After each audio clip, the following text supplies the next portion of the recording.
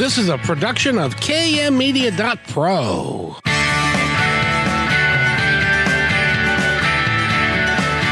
Welcome back to Positive Talk Radio. Our goal is simple: to explore evolving ideas one conversation at a time. So come on over into our world. I know you'll like it, because on today's show,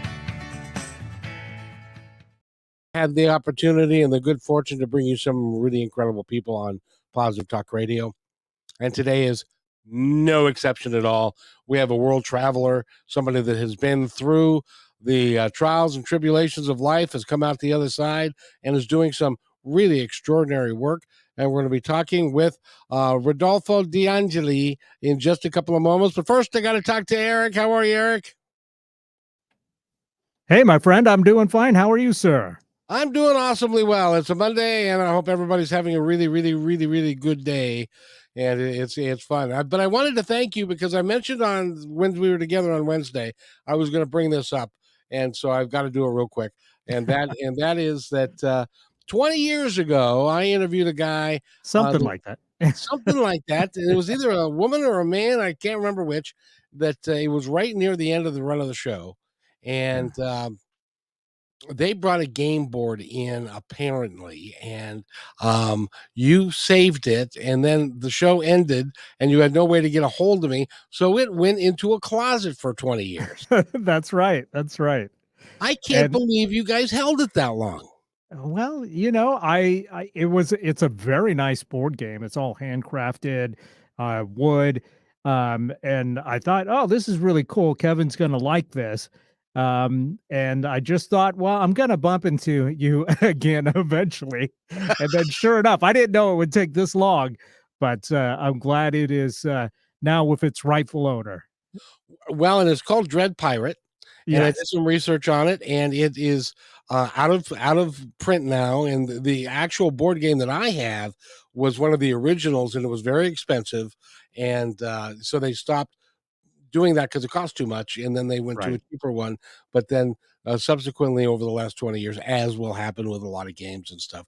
But I really honestly believe, Eric, that game is going to come and play a part in my life in some point. Otherwise, you wouldn't have kept it in your closet for 20 years.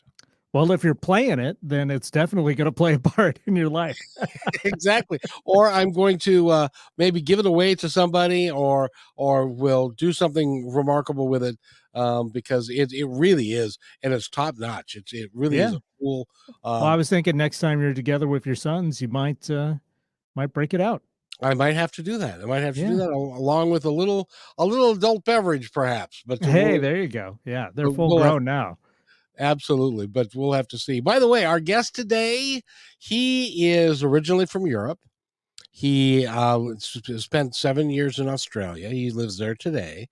He had a tough upbringing in life, and all the way to becoming having a 7-figure construction company, which we're going to talk about. And then he became a spiritual adventurer, and we're going to talk about all of that. It really is a cool story, and he is now affecting thousands of people worldwide with the work he's doing. So he's a pretty important dude, if I do say so myself. So I'm really pleased to have him here, and his name is Rodolfo De Angeli. That's the one. Let me just check if you're talking about me, because you know, when you introduced me like that, it's like, who is he talking about? You know, yeah, Kevin, it's such an honor to be here, man. It's such an honor to be here. So thank you so much for allowing me, to spend the time with you, and I'm humbled. So yeah. Well, I want to preface it like this, because all of us face times in our life which are less than admirable, less than times that we would like to have. And there's a way that some of us delve into that and just keep it and just never recover from it. But there are others of us that are able to get through it, and by virtue of that, be able to take it and take a passion from it and to do extraordinary things. You fall into that second camp. And I know you were in foster care for a little while. You were with your parents later on. You had some physical abuse that went on, and your early years were not puppy dogs and sunshine.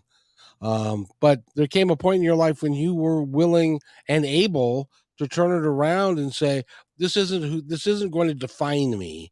This isn't who I am. This isn't who I really am. And you went about, and tell me if I'm wrong in any of this, you went about finding out who you really are and then taking that and helping other people that are on the same quest. Am I close? Yeah, pretty close. I mean, I was in foster care for 11 years. You know, I grew up without an identity. So for me, the turning point, I guess, when I was 41 years old and I was looking at a rope in my garage to end my life. It was that moment where, you know, I heard that voice saying there has to be more to life than misery.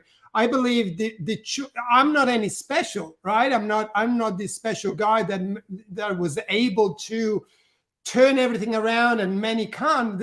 What I did is I made a decision that took me 41 years to make, right? I have to do something. There has to be something more than misery, right? And I believe that is the only thing you need to do. That decision to say, you know what, this ain't me. This might have been me till today for whatever reason, but it's not going to be me from today on. Okay, that is when everything changed. Obviously, it didn't happen overnight. There was a big journey. You know, trying many different things. Some worked, some didn't. But then definitely finding the missing link that then got me to be on the path that I am on now, which is only 13 years long. You know, I mean, I'm 54 this year, but my transformation, my journey, if I wish, the hero's journey, as Joseph Campbell used to, you know, refer about it, is only 13 years long. And it started with a decision. So, you know, I think that's the crucial point of making anything different than what it is deciding to make it so. I wanted to highlight that because I also had the same thoughts. Now my upbringing was not nearly as horrific as yours or as difficult, but I also at about the same age. And tell me, in the work that you're doing now, if there are lots and lots of people that are getting to a certain age, and it could be in their 30s, could be in their 40s, 50s, 60s, doesn't matter, but they get to a point where they say, is this all there is, and why am I really here? And I'm not satisfied with how it's been. I'm not satisfied with who I am. How can I change this to a different path, to a different way? Are you finding that that's kind of a general theme that runs through all of us? Oh man, I believe you're spot on that. Midlife, you know, we talk, you know, we hear that word, midlife crisis, right? I don't know if it's a midlife crisis. I more believe it's a loss of identity, right? Because of various things. Might that be upbringing, might that be culture, might that be relationships, might that be, you know, beliefs that we had to, you know, believe is true in an early stage of our life, but perhaps we had to, or we have to now challenge if they are really true or not. Perhaps something happened. You know, my wife had a loss of identity when she was, you know, diagnosed with cancer. She was diagnosed with cancer. She was working in the family business, but she lost her identity because she became me. Right? She became me at work in construction. So a woman in construction, a lot of masculine energy, it's a masculine world, right? So she lost her identity, but it also brought forward that she already had lost that identity prior through abuse through her father. So I believe more than a crisis and a midlife crisis, okay, let me go and get a new Harley or a convertible. It's more of a loss of identity. And I believe that from 40 onwards, 38, 40 onwards, I have clients that range from 35 to 64 at the moment that come to a point in their life and say, who am I? What am I actually doing? What am I here to do? And I believe that is more so in later in stage in life, because the ticking sound of life is getting louder and louder, right? When we are 20, 25, 30, we believe life will never end. But eventually we come to a stage in our life where we question the morning when we wake up, where am I going again? What am I doing really? Who am I? Am I ever doing anything that is me?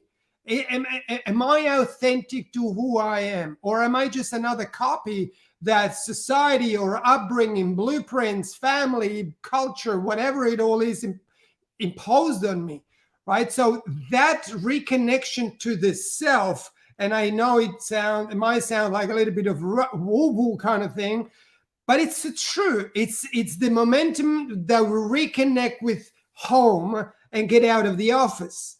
Okay, we structure our life through offices, and when my journey started, when I aborted my mission to kill myself in 2010, I endeavored on a path of. I tried psychologists and psychiatrists and medication and whatever.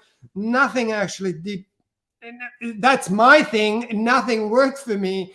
So I embarked on a more coaching approach, which I believe it's great. Yet it did help me only on the outer journey. I believe we are on two journeys in our life. The outer journey, where are we going, right? What are we wanting to achieve?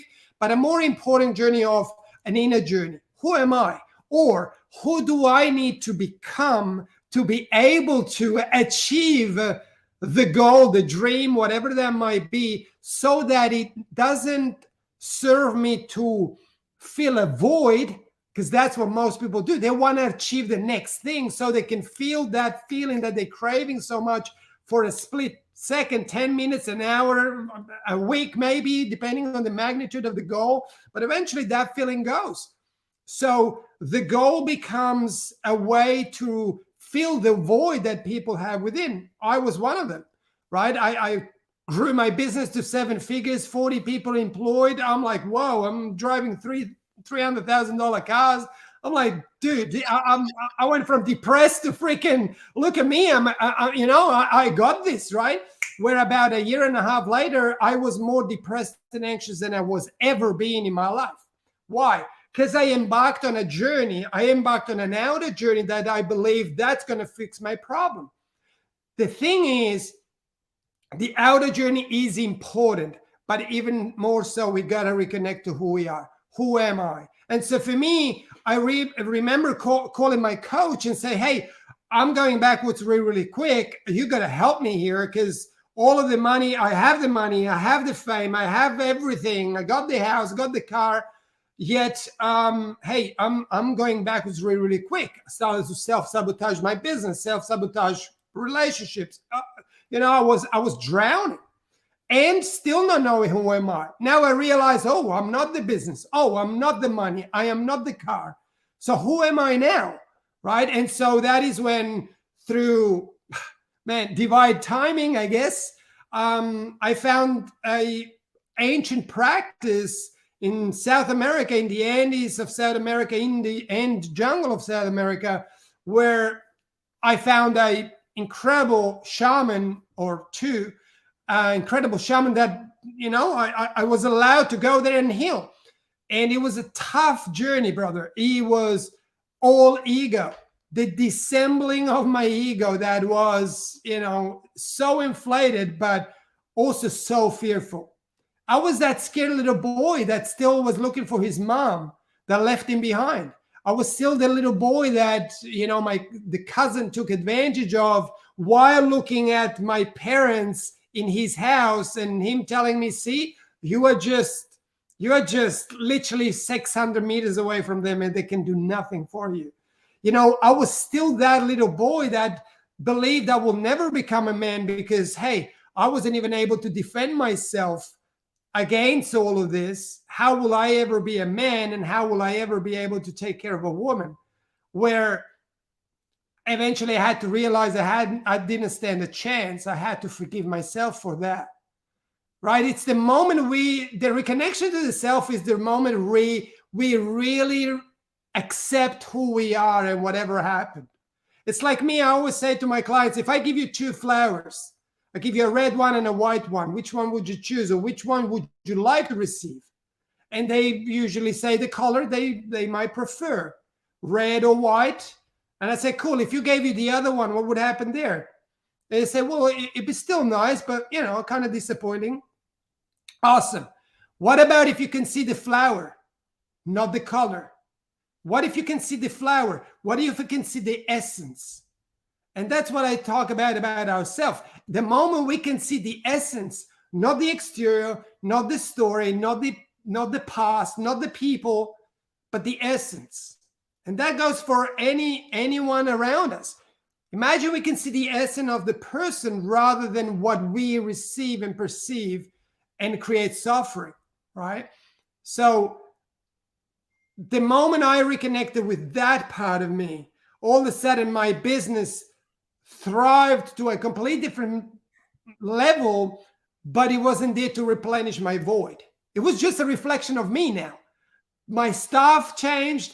Everything changed. The dynamic of me showing up changed because now I didn't want to be seen. I just wanted to serve. I just wanted to bring something rather than get to places and act in a certain way to receive what I needed. Right? And that is a vicious cycle that all of a sudden we're just trapped. We constantly, play a role.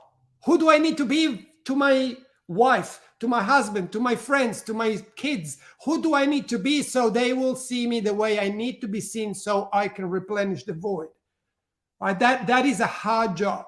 I did that for 40 plus years. Right? And I know many do. The moment we accept ourselves, the moment we say, you know what, I am full of shit and I know it, but you know what, I also have a lot of gifts. Oh, but just so you know, by the way, we're not allowed to say that on the radio. Oh, okay. Sorry about that. So that's all right. It's one of those 7 deadly words that you can't say on the radio. That's all right. Eric has a 7-second delay, so we got rid of that. In any event, but I wanted to say this. Thank you for not following through on your impulse to end your life. Thank you for that, because your life is very important, and as all of ours are. Absolutely. But I wanted to ask you, what was it like? Because when you were young and you were striving and you were trying to make things work and things weren't working out all that well, and then suddenly you did this business and you were got it to 7 figures. You had 40 people working for you, and you must have thought at one point, gosh, this is it. I've made it. Now I'm really cool and I've made it. And then you realize that wasn't who you really were. Yeah. And so you went back to and strive to learn to be who you really are. And I know that was a long process, and we can, in the second half, we'll talk a little bit about South America and what you did there. But more importantly, you really are working to make a difference in the world. One of which is, I wanted to ask you about this going forward, and that is, there's a charity that you work with, that you provide some money to, that works with children. And tell us about that. How does it work with children? Yeah, so South America is quite funny. The indigenous people are not really seen as, part of the community. And so they do get pushed out a little bit. And so what we try to do is to support that part of the culture, because it's something that has impacted my life tremendously. Not only working with my teachers over there now, but also being able to, see the culture, see those indigenous people, the way they are connected to not just nature, but also the elders and the respect and all of that. And I got to tell you the honest truth, when Grace, my wife, when she was diagnosed with cancer, and yes, we did a lot of work, because then I was put to the place of saying, okay, I am talking about all this stuff. I am doing this stuff with me, and it worked for me. But is this something that can work for others? And the first person I actually tried all this with is my wife, when she was diagnosed with cancer. Yet I was humble enough to know my limits, which is very important. and we traveled to South America with her, and the communities just embraced her as she was, as we were part of the family. And so what we do today, and we had a bit of a gap when we lost our business. Eventually we lost that in 2018 through a venture that we went in with, I guess, a person who I should have seen through a little bit earlier. But anyway, they went down and took us down with them. And so we had a bit of a gap of how much we could help. But, what we are trying to do is to help them with schools and clothing and all of that for those kids that, often are not allowed to go to the normal schools. And so what we try to do is to get some of the community to go to school to learn to become a teacher and then teach their own community, everything they need to know. So that's a beautiful part of the journey we are on, and it really brings a lot of love to our heart, because we do see the value of ancient ways and simple ways, yet very powerful ways. So yeah, that's what we do. That is one of the amazing things that we can get to do, which we never thought we would ever. Only just 10 years ago, actually. No, I've never been to Peru. I've never been to South America, actually. Are some of these indigenous cultures, because you talk on your website. By the way, if you want to go to Rodolfo's website, you can do that. Rodolfo De Angeli, and it's ANGELI.com. He's got a ton of information there. He's got a great blog that is right up our alley and talks about some great stuff. He's got a program called Life Mastery or Life Artist Mastery, and we're going to talk about that here in a minute. But I wanted to ask you, in the cultures of South America, the indigenous cultures, I understand that some of them go back thousands of years. Is that true? Yeah, absolutely, 100%. So the culture that we work with, or the couple of tribes that we work with, they go back, they don't even know. Like, I met two of the elders that were in the 80s, 90 years old. But the stories and the practices, they are super, super ancient. We work with some of the medicine out of Brazil. Those cultures or indigenous people, they still live in the jungle, remote, 5.5 days out of a city on a boat through the Amazon jungle. So, those people still are out there. And once you're allowed to go into the land, because obviously you have to have a connection to them and stuff like that. But, it's like a completely different world. Obviously it's not that they don't have anything, we got to keep it honest. They do have a phone, they do have things, clothing and so on, because obviously, they go in and out and get supplies and whatever. Obviously, a bit of the modern era came into there, but the way they live their life, the way they connect, the way they, share themselves with others is very, very ancient, which is quite mind-blowing. And you can feel, the moment you enter there, you can feel something is completely different, and you allow yourself to take off that mask, and you can tell they can see through your mask, right? And I believe that is the important part about authenticity and being your truest self. Take off the mask, because what's the point? You always, I was always playing a role, and it gets super, super tiring. So might as well just pull it off and put yourself out there. So those people definitely helped me a lot, and that's why we want to give back to them.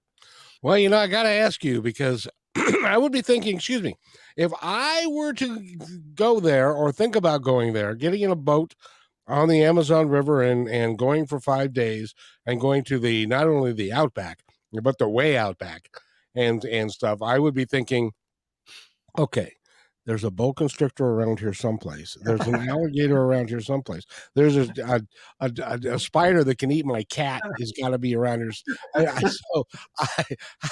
Did any of that kind of make a difference for you, or were you? Because it would scare the bejesus out of me. I got to tell you. Brother, I totally hear you, right? I mean, I'm not super. I mean, I live in Australia where anything can kill you right now, right? But I tell you the honest truth. When I went to Peru, I was at the end, right? I had an attempt at suicide in 2010. This is now a few years later, a couple of years later. But I was at the end. I didn't know what to do anymore, right? Because I tried. I literally gave it a shot to everything. And so for me, going there was, I could not care if anything will come for me, because I was just a shadow. So I really was looking for something that could help me. I was at that point in my life. And saying that, I've been up, back and forth to Peru many, many times, and you will believe it or not, I have never seen a spider. I have never seen anything. I have seen a snake one time, but other than that, I have never seen anything in the jungle, which is quite a funny thing, because You see, often people ask me about that. in my mind, I would be just saying, "Oh, come on, you didn't look hard enough," because they're there. I had a frog one time inside my room, like my little hut. It was a little frog. I'm like, God, man, is this all there is? Like, where is all these animals? Where all you hear them, because the jungle never stops day and night. It's just constantly going on. But man, I have never seen anything, which is quite a funny thing. Even here in Australia, I have never seen. Actually, I saw a snake just in the back of my house. Here is a big park, and they got a little bit of wetlands in the back of it. And I saw my first snake, I think a year ago, while on a walk, which is remarkable, because we used to go camping and do everything, but we haven't seen nothing but a kangaroo, a couple of birds, and whatever. But yeah, I've been quite blessed about that one day. So they are keeping them away from me. Well, I'll tell you this: for those of you who don't know, the 9 deadliest snakes in the world are in Australia. Yeah, and a spider. And freaking, the what is it? The octopus, the blue ring octopus, and they got all sorts of stuff. There's a jellyfish that can kill you there, and anything. Yeah, the Hirokanji up and north. Yes, absolutely. But I haven't seen anything, so I know they are there. I know they are watching. But thank God they're staying, in a good distance. we need to take a real quick break. But when we come back, we're going to talk about the adventures that you had in South America, and some of the things that you did, and some of the things that we may have a real total misconception about here in the Western culture that we are here in the United States. So we're talking with Rodolfo De Angeli. Is that right? Yes? Yes. That's close? Very close, my friend. Very good. Go to AndolfoDeAngeli.com and find out more information about him. We need to take a quick break. When we come back, we're going to talk about a natural substance that is frowned upon in this country, but is accepted down there because they know what they're doing, they know how to use it, and they know how to heal with it. When we come back, we'll talk about that. We'll be right back. Hey there. I'm excited that you're listening right now, and if you like what we're doing here, you're going to love PositiveTalkRadio.net. On PositiveTalkRadio.net, each show, which is recorded live, is packed with positive information, with real people discussing real issues and positive solutions that can work for everyone. I hope that you'll join us on PositiveTalkRadio.net and listen to all 340 plus shows. I think it's worth your time. But then, that's just me. That's PositiveTalkRadio.net, your home for great progressive, positive podcasts.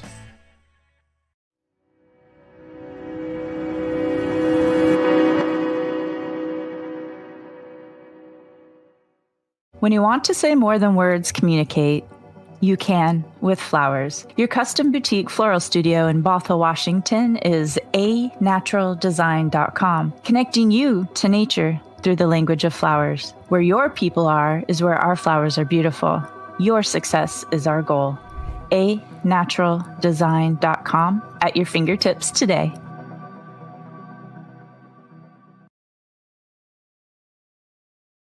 Hey, my friend. I'd really like to thank you for listening to the show today. As you may know, I started Positive Talk Radio way back in 2003. We were one of the first shows on KKNW. For 11 months, I was fortunate to be part of many lives, making a positive difference with great interviews and discussions, creating new thoughts and ideas. Sadly, for financial reasons, I had to terminate the show. Well, it took 18 years, but we're back better than ever. And not only on KKNW Monday, Wednesdays, and Fridays, but also podcasting with several inspiring channels with the same driving passion as the original. Please visit kmmedia.pro for complete information about all of these shows. In addition, if you feel called to keep positive programming on the air, you can join us by sponsoring the show and aligning yourself with our mission, which is nothing short of saving the planet and each other. Again, that's kmmedia.pro. I'll see you there.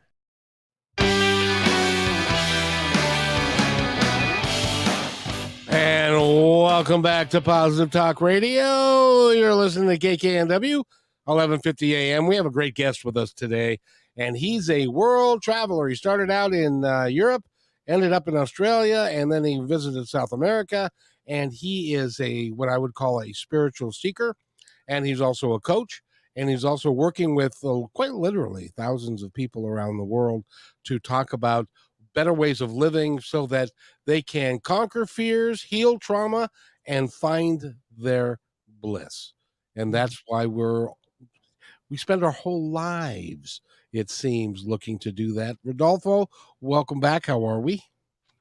Doing really well, my friend. It's like it feels like I feel like in a nice warm cocoon, my friend. You are absolutely amazing. It's great to see everything you do, and wow, to be a part of that is super humbling. So yeah, absolutely. Not only that, but KKNW uses StreamYard. So now we are being run or showed live on their YouTube channel and their Facebook channel and Twitter, and our Twitter channel, our Facebook channel, and our YouTube channel. And you're going out live into the Seattle market, which is the 12th largest media market in the country. So don't be nervous. Everything's going to be fine. But it really is remarkable because you are helping a lot of people. And let me ask you this. I submit to you that you could not be doing what you're doing today had you not gone through what you went through as a kid and growing up, all the way up to and including looking at a rope in 2010, thinking to yourself, I could use that for an important reason, and choosing not to do that. Do you find that all of your experiences have led up to what you're doing now? Absolutely. Listen, there's no book that can teach you any of that. I call it a language, okay? I call anxiety a language, depression a language, sexual abuse, anything else. It's a language for us to understand. And once we get to the end of that book, we really get to, go through the exams, the life. I believe life has a humor of ways to show us things. And when we are in the middle of it, we don't really see the humor of it. But when we are on the other side, we understand that there is a way much bigger plan. Now, I'm not talking about, religion or anything like that. But to me, spirituality and religion are two different things. I believe there's a bigger plan for all of us. Some call it God, spirit, consciousness, whatever it all is. But there is something more than just ourselves. When we are anxious, when we're depressed, when we go through things, when we do not know who we are, is because we put ourselves in the middle and we believe that the universe is revolving around us. What if we just become the universe rather than make the universe revolving around us? All of a sudden, we are a part of it rather than trying to become a part of us. It's a completely different ballgame. So the moment we put ourselves out there for who we are, and the moment we can go through the lessons, right? I don't condone my mother giving me away. I do not condone sexual abuse I went through. I don't condone my first wife cheating on me after 4 months either. I do not condone many of the things, yet they happened. I cannot change them. What I can do, though, is I can extract the things that came from all of those to now be able to learn a language that when someone comes to me and starts speaking, I am not seeing the person. Again, remember before with the white and red flower, I can now see the essence and I can hear. I'm not listening, I now hear. And I'm not looking, I now see.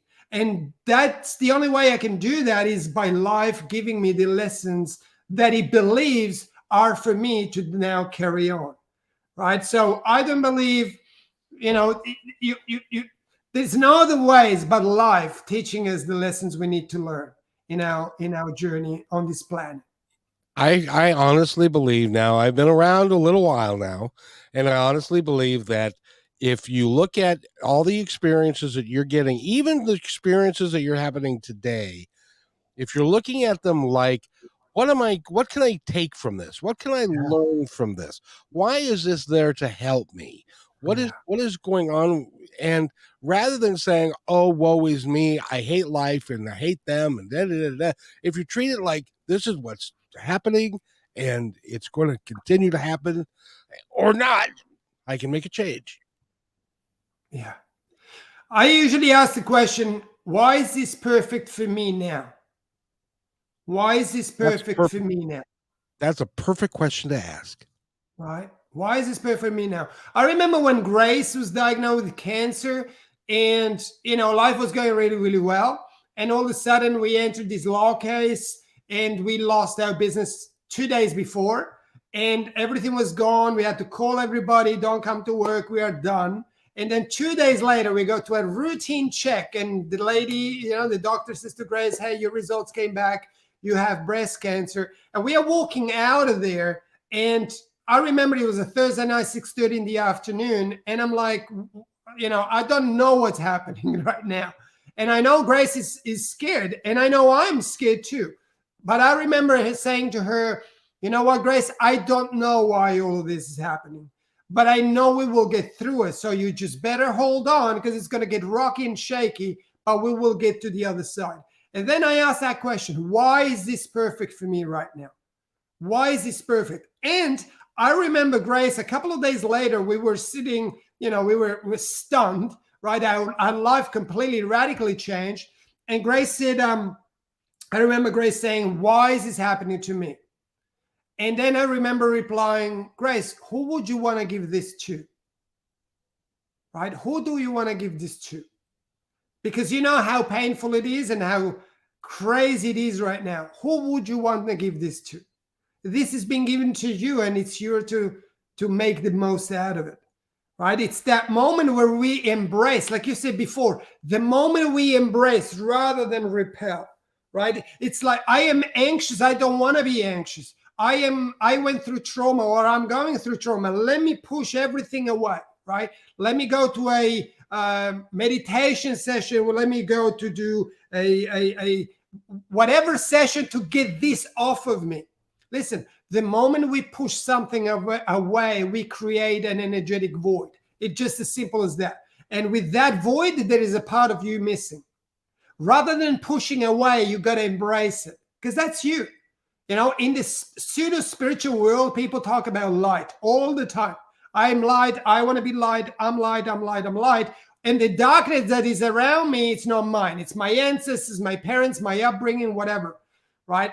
It's the moment we are dissociating with a part of ourselves. That ain't going to help you heal. Instead, if you embrace that and you understand that there's shadows and light within anything. Matter of fact, people travel across the globe to go and watch a painting of an artist. The reason why is because that artist had a mastery over shadows and lights. That's why people travel to go and see them. Our life, and that's why my program and anything I do is called Life Artist Mastery, because we are the masters of our life. We are the creators of the masterpiece that is our life. And that can only happen if we connect, if we embrace, if we balance the shadows and the lights that are within every single one of us, okay? Rather than pushing, we embrace. And we understand, what is this teaching me, right? Anxiety is ramping in the world right now. Anxiety, depression is ramping in the world. That is a red light in the dashboard of your car.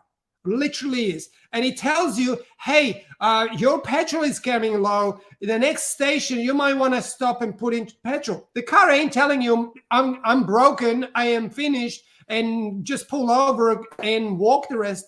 It just tells you, hey, your fuel is getting low. Just stop and just refuel. Anxieties, depression, all of that pain that we feel within us is that red light telling us, hey, listen, there is some imbalance within your life. You might be doing something that is not your thing, or you might be holding on to something a little bit too much because you might make yourself responsible, or you feel guilty, or whatever it is. Instead, just look at for what it is. Don't make it bigger than it is. Okay? I am just here to tell you that I care about you, and I know this sounds crazy right now, but all of those emotions and feelings are only there to tell us, listen, there is some imbalance. You got to make that decision. You have to decide about something. You have to pull back. You have to maybe, get rid of some of the people that perhaps are not serving you. Maybe the job you're doing, whatever it is, the story you're telling yourself, right? The moment we do that, everything starts to become balanced, because now it's not that we're going to push it away, but now we understand, oh, this is me. Yeah, I went through that trauma. But that trauma to me happened from 6 months old to 11 as in foster care. 11 years old, I was sexually abused. At 22, I found my wife with someone else after 4 months. Eventually, I landed in prison, and so on and so forth, depression and anxiety and whatever. But when I was 41 and I asked myself, hang on, I did go through all of those things. That's a fact. I can't take that away. But the question is, why am I still paying for them 40 years later, 30 years later, 20 years later? And so, speaking to you listening here, right, I want to ask that. If you're going through a hard time, if you're going through a period of time where it's not what you really would like to be, or perhaps you're struggling in trauma and whatever, ask yourself, why would you still have to pay today for something that happened yesterday, right? So I believe that is the big shift that for me, and what I bring through, what I try to share with the people I'm called to serve. That's that little shift, that it's that aha moment, right? It's that, oh wow, yeah. Why am I still carrying all of that? I can't get rid of it, but why am I carrying it still? Right? And exactly. I use humor a lot and for me, humor makes a great deal of difference. Now, in 2003 and 2004, when I had to terminate Positive Talk Radio the first time, I went through what I call now my bad country music song period. And, my dad died, my dog died, my wife left, I lost my house, I got sued, and all of this stuff. But I use that now as a form of humor, because all of those things needed to happen. I had that they were all things that now today benefit me in going forward to lead the rest of my life in a real positive way. And so if I had taken the other course and it said, woe is me, and I hate that person, and I hate this person, and that is just terrible, then it never would have left my psyche. It never would have left my consciousness. It would still be there, and I would still be where I choose not to be. I choose to be who I am today. And you're right, people left. Did I have people leave? I had tons of people leave. And that's okay. Yeah. Yeah, 100%. 100%. Listen, we had 50, 60 people parties in this house. When we went through the hard times, there was nobody. Everybody wants to come in the limousine with you. Nobody wants to catch a bus, right? Nobody wants to catch a bus, but that's okay. What happened is it exposes. But Kevin, I gotta say this too. Many of the times that I did what I did in the past, they were about me. They were not about the people. They were about me because I needed to be seen. I was so internally lost that for me, the only way to be seen is make noise, right? Or, eventually my anxiety and depression became a way for me to be seen, because every time I mentioned that, everybody will gather around. Everybody in the sense of my wife, people close to me, right? So what did I do then? I would use that as someone else would use alcohol, drugs, porn, this, that, the other. It becomes just an addiction.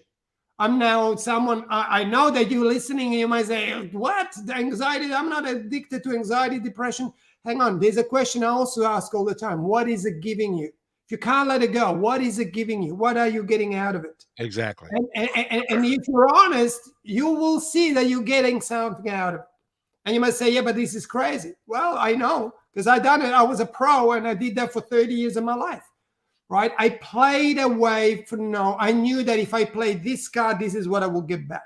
And what I needed back was exactly the attention or the care or whatever else that was replenishing that void within myself, okay? South America made that void so big that the only way for me to come back was to fill it, right? Refill it with my stuff, with myself, with my story, with all of the past, and pull back all the things that I tried to push away and eliminate in my life. I had to bring it all back. Matter of fact, 2015, I called my mother after years and years and years. I needed to reconnect with her because I realized that for me to be the husband my wife, Grace, now needed was for me to reconnect with my mother, because otherwise I will never be that husband. I needed to heal my relationship with my mother to become the husband my wife deserved. Very smart of you. Yeah. So, I called my ex-wife, no story, 25 years later, because I knew, yes, she did what she did. Okay. She did what she did. It wasn't right. Yet I know why she did it later. I wasn't husband material. I was insecure. I was possessive. I was jealous. I was controlling. I was fearful. I was scared of everything. I was scared of losing her. So I was holding her so tight. And then there came someone along that made her feel like a woman, that told her what she really needed to hear, rather than being always, talked upon, down upon, moment of weakness. Do I condone it? No. But do I understand it? Yes. And so 2 years later, I call her up and say, hey, remember me? I just wanted to say sorry. I just called you to say sorry. That must have right. made her drop the phone on the floor. And she said the same thing. First of all, she said, it is what it is, and I'm really sorry that I did that to you. But you know what happened in that moment, Kevin? Both of our weights, because we were carrying it. I was carrying mine, she was carrying her for 25 years. At that moment, that word sorry meant from the heart, not from our head, and not to be seen as something. It was no invisible transaction. It was just truth. Eliminated that energy for both of us. And I know when we talk about energy, it sounds a little bit crazy, but I want you to understand that the moment we come clean, the moment we just let go of things that we can't carry, that we can't change, everything just goes. And all that remains is the lesson that you then will recognize within someone else, that will just come across. How many times have you walked across someone and you just looked at these people's eyes and you realize where they are? Because we were there too, right? Mm-hmm. And so I believe life is a blessing for many, many ways. And yes, sometimes it's hard. Trust me, I know. Yet, if I had the parents I wanted, I would not be the man I am. That is so true. That is so true. By the way, I want to make sure we get this out. Go to Rodolfo's. If somebody wants to work with you, how do they do that? RodolfoDeAngeli.com. Just reach out to me. Send me an email. We only work with 15 people per year. So very, very, very small group. The person has me for 1 year on their side every day. So it's not like, okay, we're going to get together and then once a week or once a month, we're going to talk. No, when you need me, I am right there. So it's a mentorship, very close, very intimate, where we're going to go on. So rodolfodeangeli.com, or on Instagram, send me a DM, Rodolfo De Angeli, and just mention Kevin and Positive Talk Radio, and we'll jump on a call and I share a little bit more what we do, how we do it, and rock and roll. Now, there is one thing that we're not going to have a lot of time to get to, and it needs to be fully explained before we talk about it a great deal. But there is a ceremony that you took part in, and in South America, that involved a cactus-like plant that has got hallucinogenic properties and stuff. It needs to be handled in a specific way, which is why I want to save that for the next time we talk. But if you are interested in learning more about that, you can go to his website and you can talk to him directly, because he can give you some insight as to what that does and the healing properties around it and behind it. And by the way, how is your wife feeling today? She's amazing. She's really, really good. It's been a blessing. It's 5 years now. She's been cleared 6 months later. And it's one of those things that we will always be grateful for. And yes, she has to monitor, because obviously, it's something that she will monitor for the rest of her life. But life has been kind, and we're humbled by it. So we don't take it for granted, that's for sure. But she's good. So now she works as well. Something that impacted her life tremendously. Now she works with women who just get diagnosed with breast cancer and get into that moment of, oh my God, is this the end for me? And so on. So she guides those women through that first phase of the diagnosis and so on. Listen, life is there for us, not to us. It happens for us, not to us. And so, and what if your story, that you feel right now, you feel it's crushing you down, or it's pulling you down, or whatever. What if it's actually preparing you for something much bigger than yourself? That little bit of a shift of seeing, instead of I have to do something, I get to do something. That's a big change, big shift, and it gets you closer to here and a little bit out of here, right? Now I'm going to ask you a question that I don't know that I've ever asked anybody on the radio show or podcast, but I think it's appropriate for you because of who the man that you are, and that is this. In 100 years from now, when you're on your deathbed, and I mean that sincerely, 100 years from now, when you're on your deathbed, how would you like to be remembered?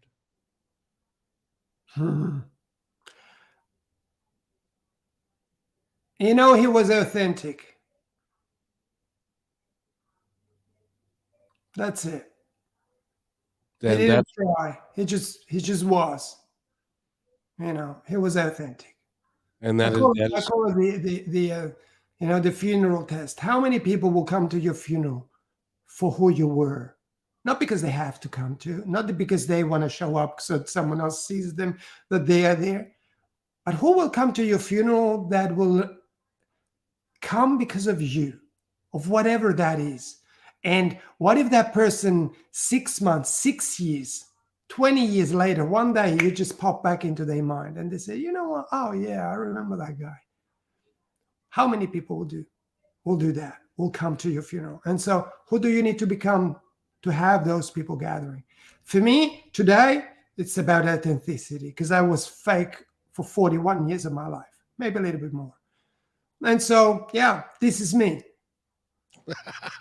and a great man you are too. It's great to meet you. I'm glad we did. I'm not even sure how we got together, but it doesn't matter, because you are a dynamic spiritual man, and you are able to help people. I love the fact that you work with a person for an entire year. Yeah. I've never heard of that before. And sometimes it takes that long to make the changes necessary to get them to stick and to get through all of the things that people hide from each other, and to bring those to the surface and get rid of them. And you're right. We talk a lot about energy on the show, and energy is a very important piece of it. And you are vibrating at a high level. And that means that you've got lots to offer, lots to give. And I implore people to go to your website, which is rodolfodeangeli.com. And I probably screwed that up again. Say it again for me. It's rodolfodeangeli.com or Instagram, rodolfodeangeli.com, any platforms, Twitter, anywhere. But Instagram, you can reach out to me there. It's straight out and easy. So I love to speak to anyone really about what I do. And yeah, I'll definitely take care of you very well. I just mentioned that you heard me on Kevin. I'll take very good care of you for sure. And thank you so much for being here. Will you come back? Can we talk again? Oh man, absolutely. Let's talk about the wachuma, which is the medicine that I serve, and so on. There's so much more to share. Obviously, this was absolutely amazing, and it will be an absolute honor, Kevin. Whenever you need me, whatever day, whatever time, I'll be right here. And I thank you so much for that. By the way, everybody, we got to go, but take care of each other because each other's all we've got. We'll see you next time on Positive Talk Radio.